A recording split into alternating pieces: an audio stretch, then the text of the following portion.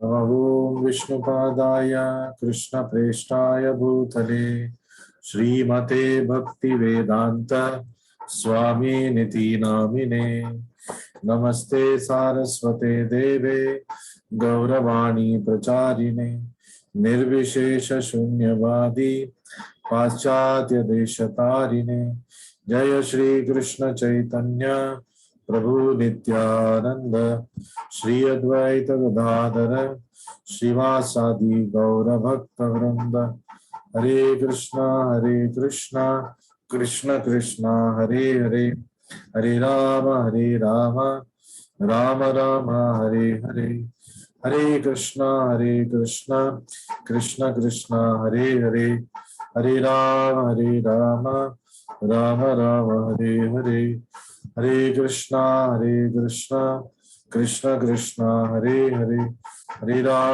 राम राम राम हरे हरे श्री श्री राधा वृंदावन चंद्र की जय, श्री श्री गौर निताय की जय, जगत गुरु श्रीला प्रभुपाद की जय, श्रीमद् भगवद गीता की जय। Hare Krishna. Welcome to this session. We continue to do chapter number 5.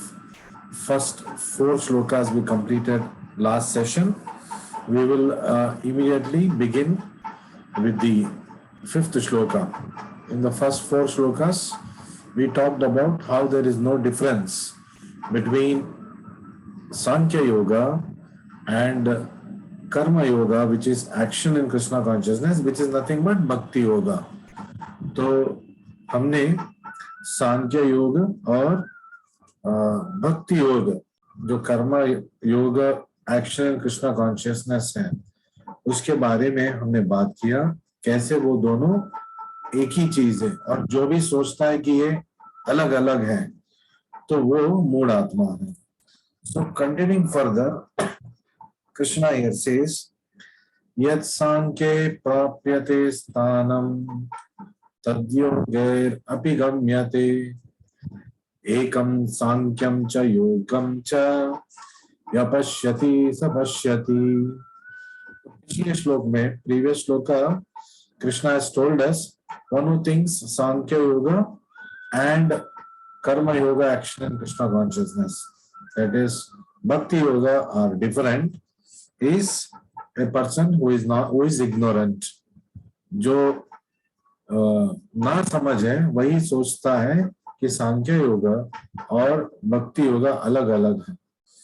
So the last sentence we read was, those who do not know the ultimate end say that the purposes of Sankhya and Karma Yoga are not the same. जो लोग दोनों का मकसद, अंतिम लक्ष्य क्या है, जो नहीं जानते हैं, वही बोलते हैं कि ये दोनों अलग अलग है. But one who is learned knows the unifying aim in these different processes. लेकिन जो समझदार है वो जान लेता है कि इन दोनों में कोई अंतर नहीं है. और 5वें श्लोक में यही बात आ रहा है, एकम सांख्यम च योगम च यः पश्यति स पश्यति. So what is it Krishna is trying to tell? One who knows that the position reached by means of renunciation can also be attained by works in devotional service, and who therefore sees that the path of works and the path of renunciation are one, sees things as they are. तो जो भी व्यक्ति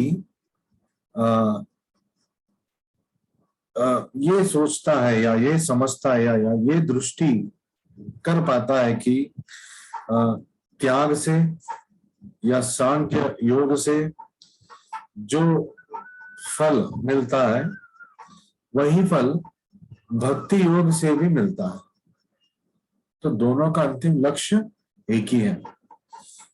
और जो देखता है कि कार्य करने का जो मार्ग है और त्याग का जो मार्ग है वो एक ही लक्ष्य मानता है, मतलब कृष्ण का सेवा करना है ये मानता है, तो he sees things as they are. ऐसे व्यक्ति सही मायने से देख रहा है, वो मतलब he is able to see the truth, he is able to see the world in truth. So what does this mean? See, when we read only the translations, a lot of questions are going to come into us. So Prabhupada wrote the purports. Prabhupada ने भावार्थ क्यों लिखा? क्योंकि उनको मालूम था कि जब भी हम कोई ट्रांसलेशन पढ़ेंगे, इसमें बहुत सारे हमें डाउट्स आ जाएंगे, संशय आ जाएंगे। तो इसको निवारण करने के लिए ही भावार्थ प्रभुपाद जी ने जानबूझ के लिखा हर श्लोक के लिए। So the real purpose of philosophical research is to find the ultimate goal of life.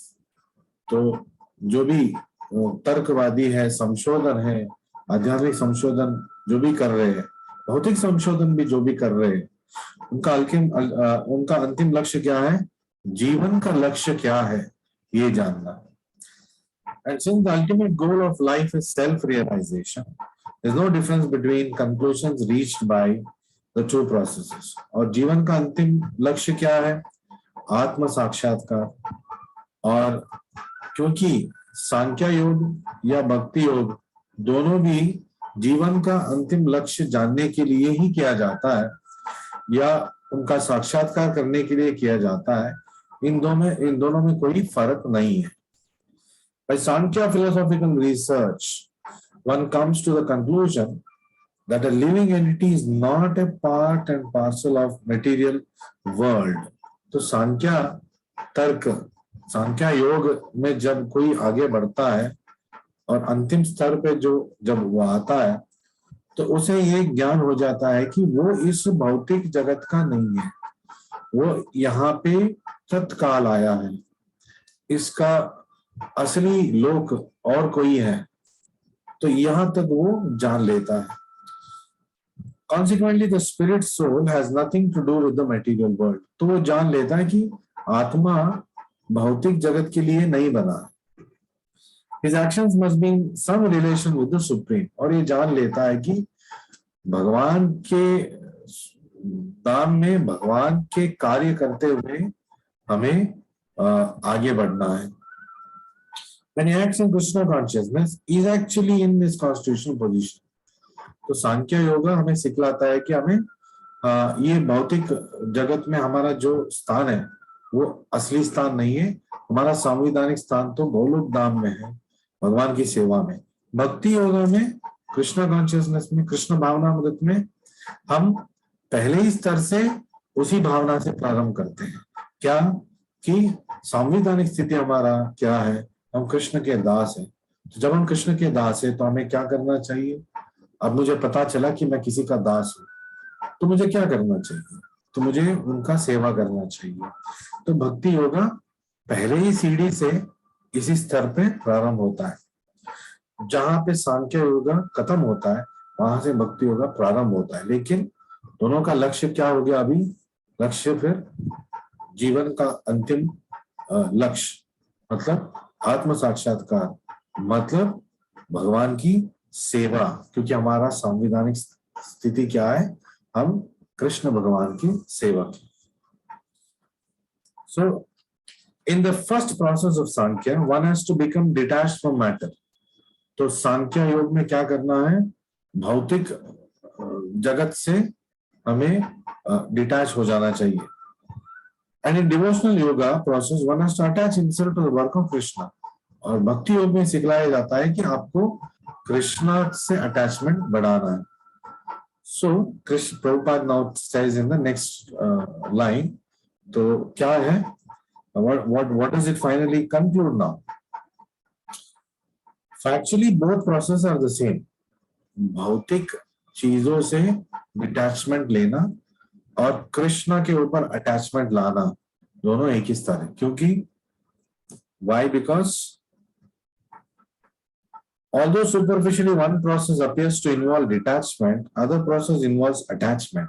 तो ऊपर स्तर पे ऐसा लगता है एक तो डिटैचमेंट की बात कर रहा है, सांख्य योगा डिटैचमेंट की बात कर रहा है, भक्ति योगा अटैचमेंट की बात कर रहा है, लेकिन ध्यान से देखा जाए तो एक ही बात कर रहा है। क्योंकि सांख्य योगा बता रहा है भौतिक चीजों से डिटैच रहो तो कुछ चीज से अटैचमेंट रहना है, तो भक्ति योग उत्तर देता है भौतिक चीज से आपको डिटैच रहना है।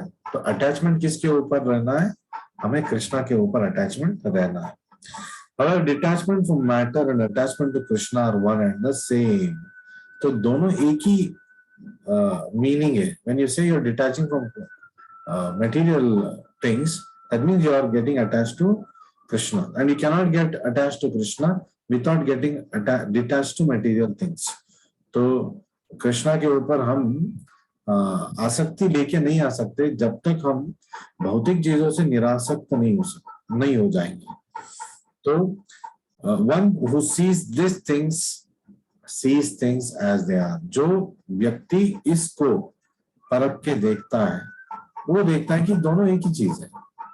तो यहाँ पे प्रश्न आ सकता है, तो भौतिक चीजों से डिटैचमेंट का मतलब क्या है? क्या मैं घर परिवार के ऊपर ध्यान ना दूं? ऐसा नहीं है। Detachment does not mean you shark your responsibilities. Detachment का मतलब ये नहीं है, निरासक्ति का मतलब ये नहीं है कि आप अपने कर्तव्य का निभाना बंद कर देंगे। आप किसी के पत्नी हो, उसको आपको निभाना है। किसी के पति हो, आपको उसको निभाना है। विद्यार्थी हो, उस कर्तव्य को निभाना है। आप एक टीचर हो, उस कर्तव्य को निभाना है। निरासक्त मतलब not to think that this is all in all. मैं एक टीचर हूं, मैं एक स्टूडेंट हूं, लेकिन मेरा अंतिम लक्ष्य क्या है? टीचर बन के मुझे जीवन का लक्ष्य पाना। विद्यार्थी का लक्ष्य क्या होना चाहिए? अभी मैं विद्यार्थी हूँ, पढ़ाई करके मुझे एक स्तर पर पहुंचना है जहां पे मैं आत्म साक्षात्कार की ओर बढ़ सकता हूँ। So we are not encouraged to give up anything. I mean, we are encouraged to give up only attachment to material things, not give up the material world. ऐसा नहीं कि अभी सब कुछ छोड़ छाड़ के वन में जाके बैठ जाना है, नो, या मंदिर में आके बैठ जाना है। Of course, when you come to the temple and start serving the Lord, that is your constitutional position. There is nothing wrong with it. But nobody in the temple will tell you, घर परिवार को छोड़ के आइए। आपको मंदिर में सेवा दिया जाएगा। You can continue, you can do some service in the temple, but you have to go back to your family and you have to take care of them also. So this is what detachment and attachment means. So we'll move ahead to shloka number 6. So by completing shloka number 6, we will be completing the first section of chapter 5. तो पहले पांचवें अध्याय के पहले जो section है उसको हम अभी कंप्लीट करने वाले हैं छठे श्लोक के बाद। तो पहले पार्ट का नाम क्या था? What was the name of the first part? निष्काम कर्म योगा। एंड इस पांचवें श्लोक में हमने सीखा detachment from matter is the same as attachment to Krishna. In fact detachment from matter is equal to attachment to Krishna. जब हम भौतिकवाद से बाहर आएंगे, इसका मतलब हम कृष्ण भावनामृत में आ गए। सो सिक्स्थ श्लोक, संन्यासस्तु महाबाहो दुःखम आप्तुम अयोगतः योग युक्तो मुनिर्ब्रह्म न चिरेणाधिगच्छति। So very nicely Krishna has brought out a particular thing here. Unless one is engaged in devotional service of the Lord, केवल त्याग करने से काम नहीं चलेगा। त्याग के बाद क्या करना चाहिए? डिटैचमेंट फ्रॉम मटेरियल वर्ल्ड करने के बाद क्या करना चाहिए? हमें योगतः, yoga means union with the Paramatma, union with Krishna. Union with Krishna means to serve Krishna in our constitutional position. If we don't do that, सिर्फ हम त्याग करेंगे और परिवार छोड़ दिया, भौतिक चीजों को छोड़ दिया, अब कृष्ण के ऊपर हमने अपना मन नहीं लगाया, तो क्या होगा? दुखम आप्तुम अयोगता, इससे दुख ही प्राप्त होगा।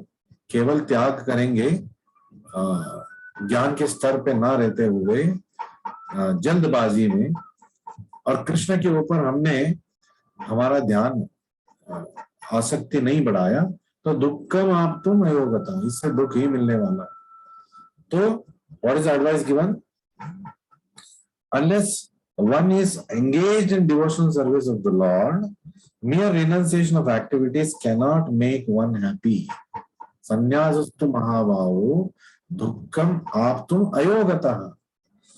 तो जब तक कृष्ण के ऊपर हम आसक्ति लेके उनके सेवा नहीं करेंगे, केवल त्याग देंगे हम भौतिक वस्तुओं को, तो ये हमें सुख नहीं पहुंचा सकते, हमें खुशी नहीं पहुंचा सकता, ये दुख ही देगा हमें. The sages purified the works of devotion, achieve the supreme without delay. तो मुनि, जो ऋषि मुनि है, योग युक्तो, तो कृष्ण के ऊपर आसक्ति क्योंकि उनके वो रखते हैं, तो वो जो चीज महान चीज है उसको वो प्राप्त कर लेते हैं. अधिगच्छति, कब प्राप्त करेंगे? न चिरेण, चिरा मतलब बहुत लंबे समय के बाद, न चिरेण का मतलब कुछ ही समय में, बहुत जल्द. न चिरेण अधिगच्छति. So mere renunciation does not lead to happiness is the theme of this shloka. तो केवल त्याग करने से खुशी या हमें सुख नहीं मिलेगा. भौतिक चीजों को त्याग करने के बाद, भौतिक मानसिकता चीजों को भी नहीं, भौतिक because I've not been telling it correctly. It is not giving up material things. It is giving up material mentality. Because we must use material things in the service of the Lord, not give them up. Otherwise, it is called as मुमुक्षुभि परित्यागो Phalgu वैराग्य कथ्यते. तो ऐसे त्याग को मतलब false renunciation बोलते हैं. हमें भौतिक मानसिकता को त्यागना चाहिए, भौतिक चीजों को भगवान की सेवा में उपयोग करना चाहिए. So there are two classes of sannyasis. तो सन्यासियों को दो विभाग में हम मतलब क्लासिफाई कर सकते हैं. तो द मायावादी सन्यासी एंड वैष्णव सन्यासी, दो तरह के सन्यासी, मायावाद सन्यासी, वैष्णव sannyasi. Mayavadi sannyasi are engaged in the study of Sankhya philosophy. मायावादी सन्यासी सांख्य योग के ऊपर प्राधान्यता देते हैं. They give more stress on Sankhya yoga. Vaishnava सन्यासी क्या करते हैं? What do Vaishnava sannyasi do? They are engaged in the study of Bhagavatam philosophy, Bhagavad Gita philosophy written by devotees in parampara. तो वैष्णव सन्यासी भागवतम विचारों के ऊपर वो अपना मन लगाते हैं. which affords a proper commentary on वेदांत सूत्र. भागवतम जो तर्क है, भागवतम जो प्रिंसिपल्स है, वो हमें वेदांत सूत्रों के बारे में विस्तार से बताने की कोशिश करता है. मायावादी सन्यासी also study वेदांत सूत्र. तो कुछ समय के बाद सांख्य योग पढ़ने वाले मायावादी सन्यासी भी इस स्तर पर पहुंच जाते हैं जहां पे उनको लगता है कि हाँ, हमें वेदांत सूत्र पढ़ना चाहिए, लेकिन but use their own commentary. लेकिन क्योंकि वो मायावाद में है, वो अपने ही तर्क को पेश करते हैं. तो मायावादी वेदांत सूत्र का तर्क शंकराचार्य ने लिखा है, आदि शंकराचार्य ने, शारीरिक भाष्य उसको बोलते हैं, शारीरिक भाष्य. तो हमने one of the review sessions, overview sessions of Bhagavad Gita, we touched this topic. There are two types of Gita versions or Bhagavatam versions. One is Sharirika Bhashya and the other one is Pancharitriki Bhagavata Bhashya. So Sharirika Bhashya मायावादी लोग पढ़ते हैं, शंकराचार्य जी ने उनको मतलब compile किया. The students of Bhagavata school are engaged in devotional service. जो भागवत पाठशाला से उभरते हैं अधिक आध्यात्मिक जगत में, वो भक्ति योग में भगवान के प्रति सेवा में अपने समय को आगे बढ़ाते हैं. अकॉर्डिंग टू पांचारित्री के रेगुलेशंस. तो पांचारित्री जो गतिविधियां हैं, जो रूल्स एंड रेगुलेशंस है, उसके आधार पे वो चलते हैं. And therefore the Vaishnava sannyasis have multiple engagements in the transcendental service of the Lord. क्योंकि इसीलिए वैष्णव हमेशा अनेक गतिविधियों में लगे रहते हैं, लेकिन भगवान की सेवा में. और मायावादी सारे कार्य को वो बंद करना चाहते हैं, क्योंकि उनको लगता है कार्य करने से ही हमारा बंधन बढ़ रहा है, तो वो कार्य को स्थगित करना चाहते हैं। तो इसका मतलब है वो कोई सेवा नहीं करेंगे भगवान के लिए, क्योंकि वो सोचते हैं कोई भी कार्य करने से हम बंधन में फंस जाएंगे। Vaishnava sannyasis have nothing to do with material activities, and yet they perform various activities in devotional service to the Lord. भौतिक चीजों से उन्होंने मन को हटा के, भक्तों ने मन को हटा के भगवान की गतिविधियों में, सेवा की गतिविधियों में अपना मन लगाया है। But Mayavadi sannyasis engaged in studies of Sankhya and Vedanta speculation cannot relish transcendental service of the Lord. तो ये जो रस है, भगवान की सेवा का जो रस है, वो मायावादी सन्यासी को मिल ही नहीं सकता। क्यों नहीं मिल सकता? क्योंकि वो समझते हैं कि कार्य करना बंधन का कारण है, तो कार्य मत करो, एक जगह बैठ जाओ, ध्यान करो। तो क्योंकि वो सेवा नहीं कर रहे, तो उस सेवा का रुचि उनको कभी नहीं मिलेगा। Because the studies become very tedious, और उनका अध्ययन बहुत ही कठिन हो जाता है मायावादियों का। They sometimes become tired of Brahman speculation. तो वो जो ब्राह्मण स्थिति में जब पहुंच जाते हैं, कुछ समय के बाद वो थक जाते हैं, क्योंकि मानसिक रूप से थक जाते हैं, क्योंकि कोई कार्य है ही नहीं करने के लिए। तो that become it spaced out. That is the term that modern world uses. वो spaced out हो जाते हैं, they become spaced out. So उसके बाद क्या होता है? Thus they take shelter of the Bhagavatam without proper understanding. तो वो भी भागवतम पढ़ने स्टार्ट करेंगे, लेकिन मायावादी तर्क से पढ़ेंगे, तो उनको भागवतम का असली जो मतलब है समझ में कभी नहीं आएगा। Consequently, the study of Srimad Bhagavatam becomes troublesome. तो उनका भागवतम अध्याय भी उनको विचलित ही करेगा। Vaishnava sannyasis were engaged in devotional service are happy in the discharge of their transcendental duties. तो वैष्णव सन्यासी है, अपना गतिविधि भगवान की सेवा करते करते वो हमेशा प्रफुल्ल रहते हैं, उल्लास भरित रहते हैं। And they have guarantee of ultimate entrance to the kingdom of God. और उनको खचित रूप से कृष्णा ने बता दिया है कि इस देह के बाद कोई भी उनकी सेवा में लगा है तो 100% खचित रूप से न चिरेणाधिगच्छति, मेरे पास आ जाएंगे। The मायावादी सन्यासी sometimes fall down from the path of self-realization. तो मायावादी क्योंकि उनका पथ बहुत कठिन है, लंबा है और फ्रस्ट्रेशन के शिकार हो जाते हैं, तो वो उस स्तर से नीचे आ जाते हैं, ब्राह्मण स्तर से नीचे आ जाते हैं। And again enter into material activities. वो भौतिक गतिविधियों में फिर लग जाते हैं, क्योंकि कार्य करना जीव का लक्षण है, वो कुछ ना करते हुए एक जगह नहीं रह सकता। Activity is the intrinsic quality of soul, वो उसका एक अंदरूनी विशेषता है आत्मा का, कि हमेशा उसको कार्य करते रहना है। तो उस कार्य को हम भगवान की कार्यों में हम लगाएंगे, तो ये भक्ति कहलाता है। सो व्हाट इज भक्ति? Not stoppage of activities, it is dovetailing our activities, it is transferring our activities in the service of the Lord.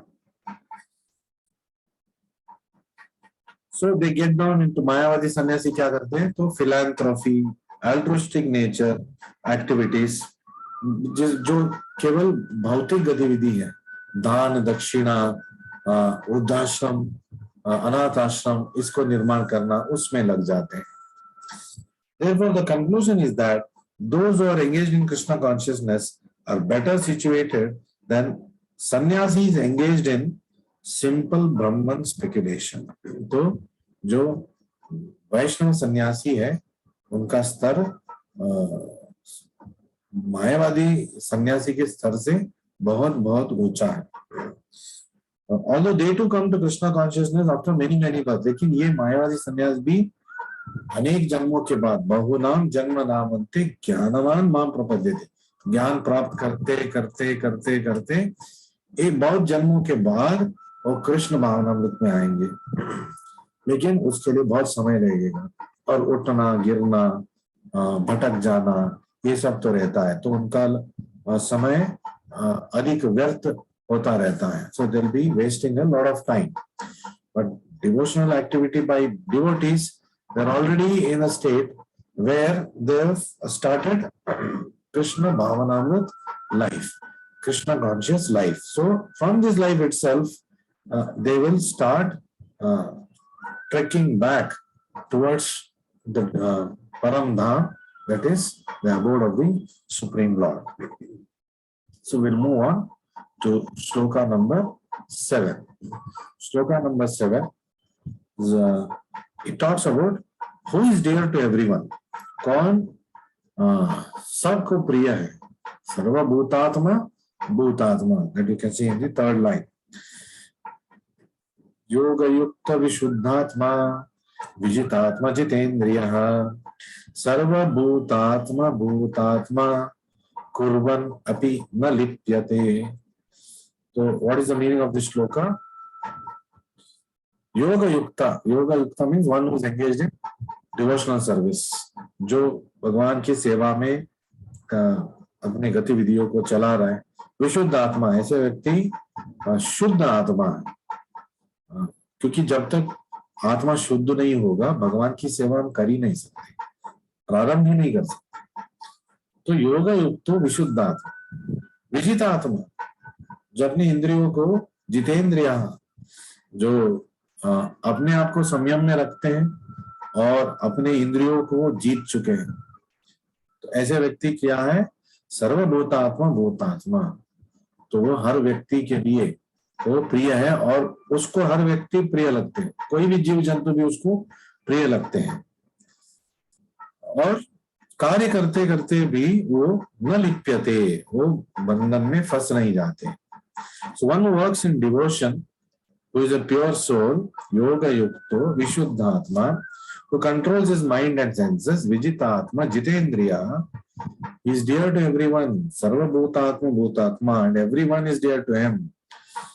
Though always working, kurvan api, such a man is never entangled, न लिप्यते, कभी भौतिक बंधन में वो फंसेगा नहीं. So what does this mean? Prabhupada is explaining in the purport. One who works in devotion, who is a pure soul, who controls his mind and senses, ऐसे व्यक्ति, one who is on the path of liberation by Krishna consciousness, तो वो कृष्ण भावनामृत में मोक्ष के मतलब स्तर पे वो पहुंच चुके हैं, मोक्ष के स्तर पे वो पहुंच चुके हैं. तो इसका मतलब क्या हुआ? He is very dear to every living entity. ऐसे व्यक्ति हर जीवात्मा को प्रिय होते हैं और and every living being is dear to him. तो हर जीव जंतु भी उसको प्यारे लगते हैं, प्रिय लगते हैं. This is due to his Krishna consciousness. ऐसे प्रिय क्यों लगते हैं? सब लोग अपने क्यों लगते हैं? सारे जीव जंतु अपना क्यों लगता है? ये कृष्ण भावनामृत में स्थित होने का कारण की वजह से उनको ऐसे लगता है. क्योंकि ऐसे क्यों लगता है? कृष्ण भावनामृत में ऐसा क्या है? Such a person cannot think of any living being as separate from Krishna.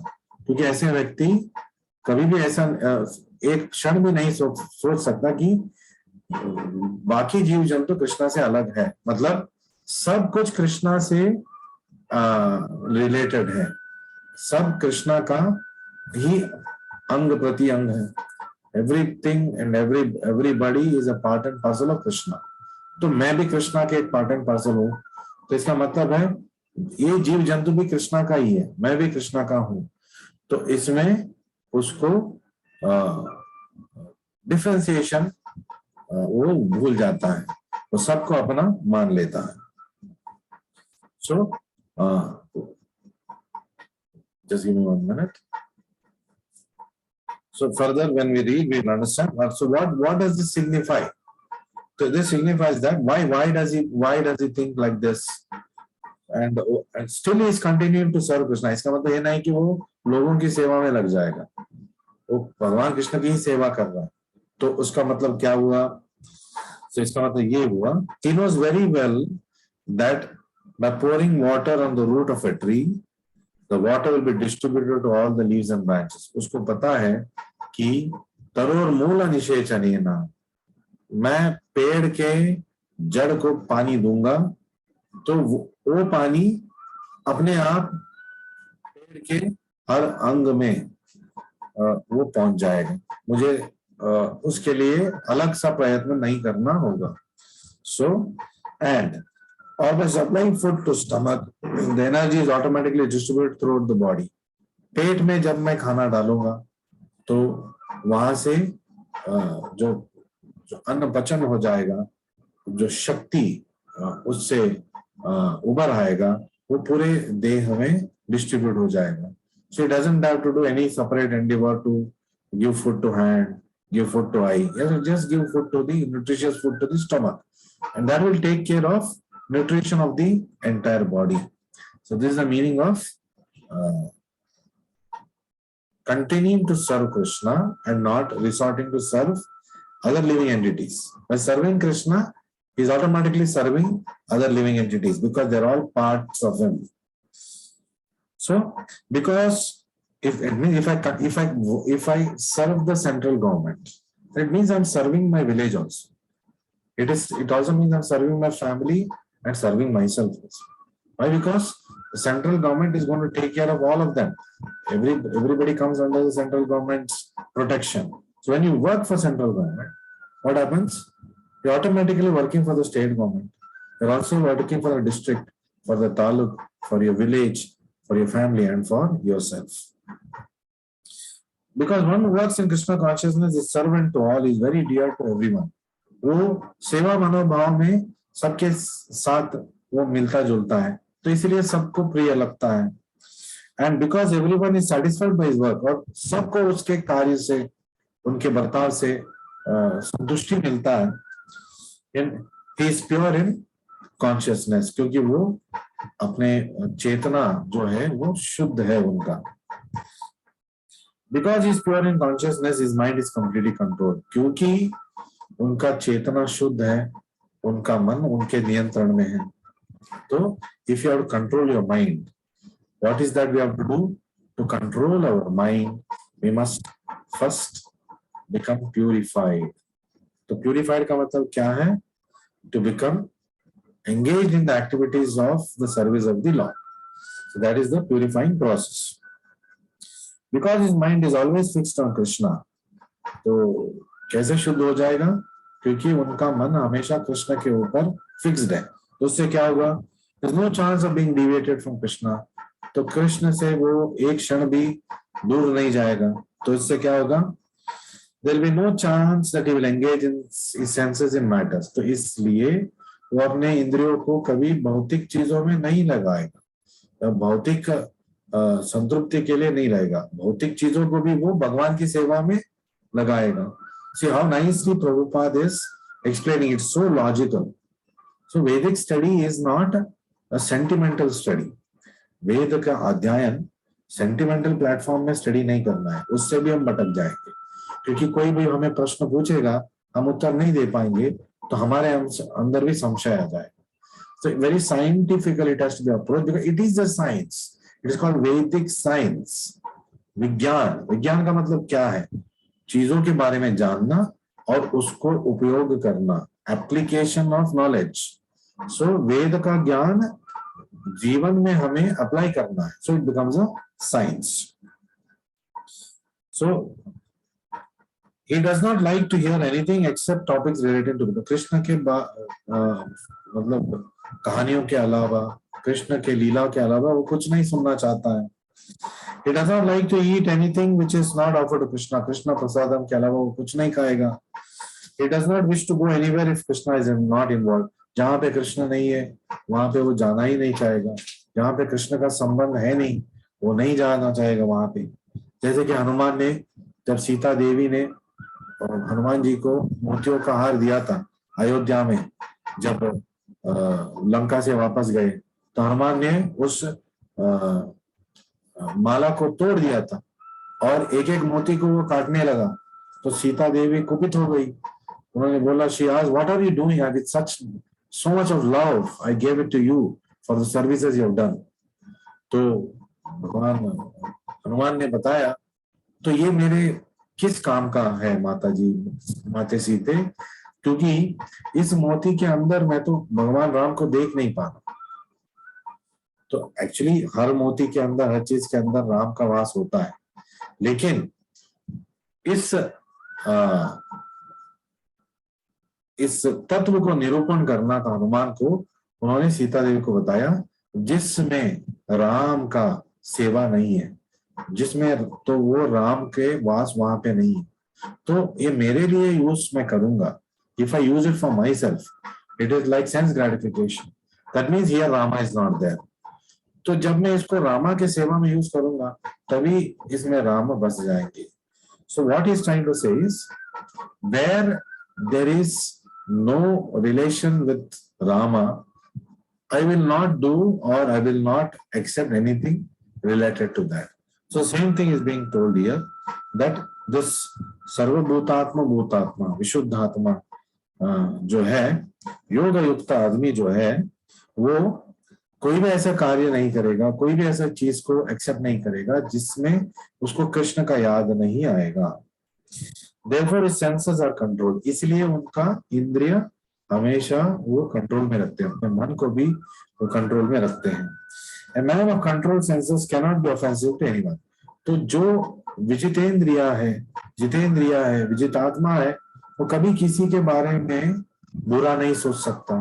तो ऐसे व्यक्ति सबको प्यारा हो जाएगा। See, our nicely Prabhupada has brought it out in purport. So even better than, even more important than reading the shloka is reading the purports.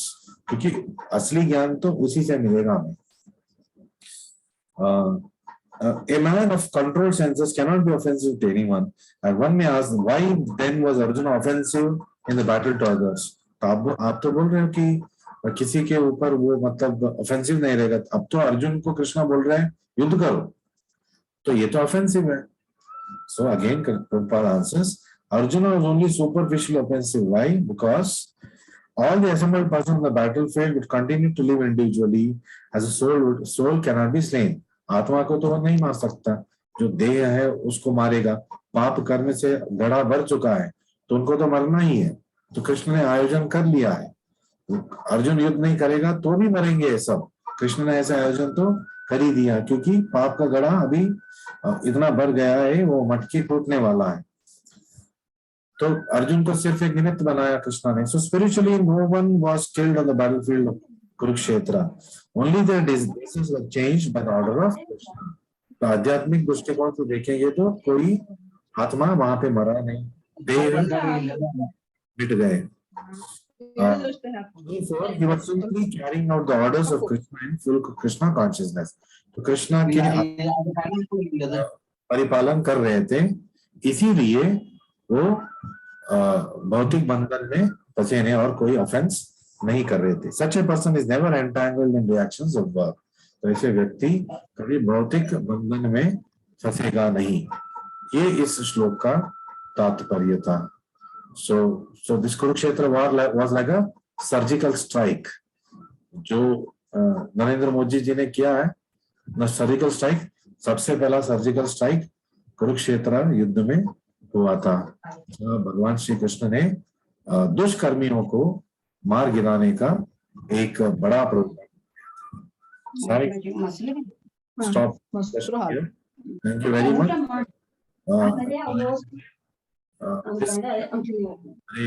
Hare Krishna Krishna Krishna Hare Hare, Hare Rama Rama Rama Hare Hare. So we will meet again next week, because the next 2 days we'll be doing Sevaka session.